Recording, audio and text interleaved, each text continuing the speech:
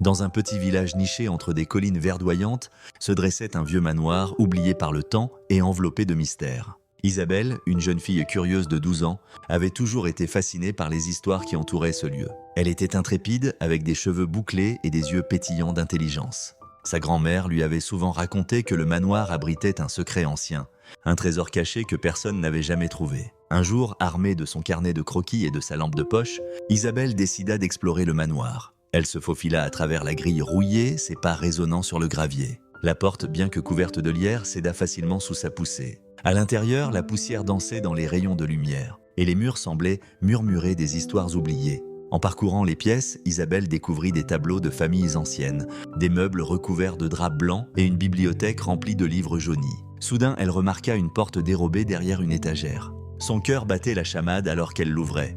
À l'intérieur, un escalier en colimaçon menait à une cave obscure. Avec précaution, Isabelle descendit les marches. En bas, elle trouva une grande salle, au centre de laquelle trônait un coffre en bois sculpté. Elle s'approcha, le souffle court, et ouvrit le coffre. À l'intérieur, des rouleaux de parchemin, des bijoux scintillants et une vieille carte du village marquée d'un symbole étrange. La carte semblait indiquer un autre endroit, un lieu encore plus mystérieux. Isabelle comprit que le véritable trésor n'était pas seulement matériel, mais qu'il renfermait des secrets du passé. Elle décida de retourner au village pour en apprendre davantage sur le symbole. En interrogeant les villageois, elle découvrit qu'il s'agissait d'un ancien sanctuaire, un lieu de rencontre pour les sages du village. Avec l'aide de ses amis, elle entreprit une nouvelle aventure pour retrouver ce sanctuaire. Ensemble, ils suivirent les indices laissés sur la carte, affrontant des défis et découvrant des légendes oubliées.